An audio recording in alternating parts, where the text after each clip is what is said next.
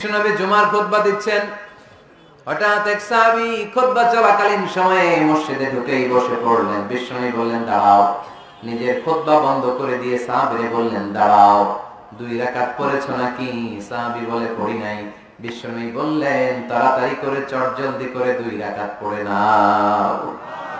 খুতবা, জুমার খুতবা চলতেছে, খুতবা থামিয়ে দিয়ে খুতবার নিরবিচ্ছিন্নতাকে ভঙ্গ করে আল্লাহর হাবিব সাল্লাল্লাহু আলাইহি ওয়াসাল্লাম 2 রাকাত পড়তে বললেন। এটা খুবই জরুরি, পড়বেন, খুতবা চলাকালীনও পড়বেন। যদিও আমাদের দেশের অনেক জায়গায় এটার সুযোগ দেয় না, বলে যে লাল বাতি জ্বলন্ত অবস্থায় নামাজ পড়া নিষেধ, নিজেরা বানাইছে নিষেধ।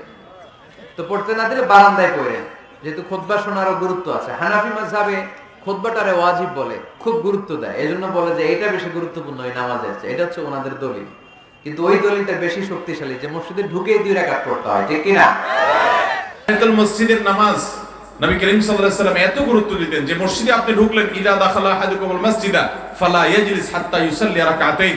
মসজিদে যদি কেউ তোমাদের ঢুকে তাহলে সে 2 রাকাত নামাজ পড়া ছাড়া যেন না বসে। নবী সাল্লাল্লাহু আলাইহি ওয়াসাল্লাম গুরুত্ব দিতেন আল্লাহর ঘরের সম্মানার্থে 2 রাকাত নামাজ পড়ে তারপরে বসবে, নামাজ পড়া ছাড়া বসবে না। আমাদের সমাজ থেকে এই আমলটা অনেকটা হারিয়ে গেছে। কোন কোন ব্যক্তি, কোন কোন সাহাবী মসজিদে ঢুকে যদি বসে যেতেন, নবী সাল্লাল্লাহু আলাইহি ওয়াসাল্লাম বলতেন কুম, দাঁড়িয়ে যাও, ফসল্লি রাকাতাইন, এবং 2 রাকাত নামাজ পড়ো, এরপর তুমি বসো।